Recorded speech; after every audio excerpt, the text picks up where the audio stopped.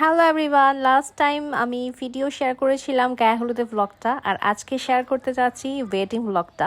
তো ওয়েডিং ব্লগে আমি তাড়াহুড়া করে রেডি হয়ে চলে গেলাম বিয়েতে। আর বিয়ের ভেন্যুতে পৌঁছানোর কিছুক্ষণ পর হাঁটাহাঁটি করে সবার সাথে দেখা করছিলাম, পরিচয় হচ্ছিল নতুন মানুষদের সাথে। তো হেঁটে হেঁটে স্টেজের দিকে যাওয়ার পরপরই কিছুক্ষণ পর ফটোগ্রাফার ভাইয়া বললো, আপু এদিকে দাঁড়ান, আপনার কিছু ছবি তুলে দিই। তো ছবি তোলা শুরু করলাম, আর ভাইয়া কেমনে কেমনে জানি বুঝলো যে না আমার ফটো শ্যুট করার হয়তো কোনো এক্সপিরিয়েন্স আছে। ভাইয়া বলছে, আপু কি কোনো কিছুতে অ্যাড আছেন, আপনার ফটোজেনিক ফেস। তো আমি বললাম হ্যাঁ, আমি একটা সময় প্রচুর পরিমাণে ব্রাইডাল শ্যুট টুট করেছি। যাই হোক, আমি আমার মতো করে পোজ দিচ্ছিলাম, আর ভাইয়া কিন্তু ছবি তুলছিল। আমার পোজ দেওয়া দেখে অনেকে বুঝা যায় যে না আমি মনে হয় কোনো একটা প্ল্যাটফর্মে অ্যাড আছি বা আমার এক্সপিরিয়েন্স আছে, আর আমার একটু ফটোজেনিক ফেস, সেটা সবাই বলে। তো পোজ দেওয়ার ক্ষেত্রে আমি নিজে পছন্দ মতো দিতে খুব পছন্দ করি। যখন ফটোগ্রাফার ভাইয়া বলে এভাবে নয় এভাবে পোজ দেন, তখন অনেক বেশি পেন লাগে। এরপর ফটোগ্রাফার ভাইয়াকে বললাম, ভাইয়া বাস বাস আর ছবি তুলবো না, শেষ। এরপর ভাইয়া আমাকে বললো, আপু দেখবেন না ছবিগুলো কেমন হয়েছে? দেন দেখলাম অনেক বেশি সুন্দর তুলেছে ভাইয়া। আর এরপর আমি আমার ছোট্ট বেবিকে নিয়ে আসছি। এই ছোট্ট বেবিটাকে নিয়ে কিছু সুন্দর সুন্দর পিকচার্স ক্যাপচার করলাম, ভিডিও শ্যুট করলাম। আমার বাবুকে এই ড্রেসটা অনেক সুন্দর লাগছে না? এটা আমি অনলাইন থেকে নিয়েছি। মানে আমি এখন নতুন কাপড় যেটাই দেখি না কেন সবকিছু আমার মেয়েকে পরাতে ইচ্ছে করে, একদম ইউনিকভাবে সাজাতে ইচ্ছে করে। আর মেহরিমান আপু তো প্রায় সময় বলে, তোরা মা মনে পাগল হয়ে গেছে, তোকে এখন থেকে সাজানোর জন্য এতটাই অস্থির হয়ে গেছে। এরপর আমি চলে গেলাম উপরতলাতে খাওয়া দাওয়া করার জন্য। সবাই মিলে খাওয়া দাওয়া পর্বটা সেরে নিলাম। আর খাওয়া দাওয়া পর্ব শেষ হয়ে যাওয়ার পর নিচে নামলাম, আর গরম গরম কফি নিয়ে নিলাম 1 কাপ।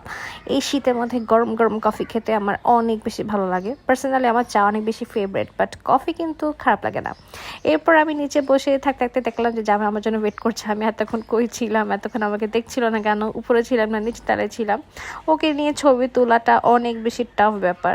আগে একটু ছবি টবি তুলতে চাইতো, বাট এখন তেমন একটা তুলে না। আর মেয়ে হয়ে যাওয়ার পর থেকে তো শুধু মেয়ের সাথে ছবি তুলতে চাই। আর মাস্ট বি বলবো, সিলিং সাইডে এই ডেকোরেশনটা এত বেশি ওয়ান্ডারফুল ছিল বলা বাহিরে। মানে এই রিসেপশনের থিমের অনুযায়ী এই ডেকোরেশনটা একদম খুবই খুবই খুবই যায়।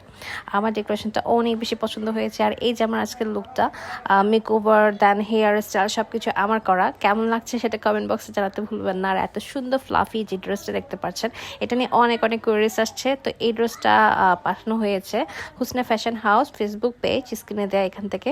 যারা যারা অর্ডার করতে চাচ্ছেন ফেসবুক পেজ এই হুসনা ফ্যাশন হাউসে নক করতে ভুলবেন না।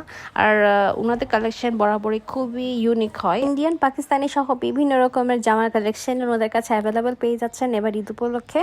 সাথে আপনি যদি কোনো ড্রেস কাস্টমাইজ করে নিতে চান, ওয়েডিং বা পার্টি গাউন, তাহলে কিন্তু তাদের মাধ্যমে কাস্টমাইজ করে নিতে পারবেন। আর এই যে আমি অনেক সুন্দর সুন্দর পিকচার্স ভিডিও ক্যাপচার করে নিচ্ছিলাম। মানে আমাকে সারাদিন ছবি তুলতে বললে ভাই আমি সারাটা দিন ছবি তুলতে পারবো, ভিডিও শ্যুট করতে পারবো, ট্রাস্ট মি। এরপর চলে গেলাম স্টেজে। সব গ্রুপের কাজিনের ওয়াইফ হাজব্যান্ড সবাই মিলে একদম গ্রুপ ছবি তুলছিলাম। এই স্টেজটা মানে অনেক ছোট পড়ে যায় আসলে, এত ফ্যামিলি মেম্বার্স এত বড় মাশাল্লাহ। আর আমি তো অলওয়েজ বলি যে কাজিন এতগুলো আছে মাশাল্লাহ, যে একটা পর একটা বিয়ে খেতে থাকবো, আমার বাচ্চা নাতিপুতি সবাই খেতে থাকবে। আর এদিকে হাজবেন্ড বলছিল যে এত ছবি তুলতে হবে না, এত ভিডিও করতে হবে না, হয়েছে হয়েছে চলো এবার বাসায় চলো। ও আমাকে অনেক সাপোর্ট করে, আবার একদিকে মাঝে মাঝে একটু ডাকও দেয়, যেটা হয় আর কি। তো এই ছিল আজকের মতো ছোটোখাটো ব্লগটা। কেমন লেগেছে সেটা কিন্তু কমেন্ট বক্সে জানাতে ভুলবেন না। আর ইনশাল্লাহ দেখা হবে আরেকটা নতুন কোনো ব্লগ নিয়ে, নতুন কোনো লোকেশন নিয়ে। সেই পর্যন্ত সবাই ভালো থাকবেন, সবাইকে খোদা হাফেজ।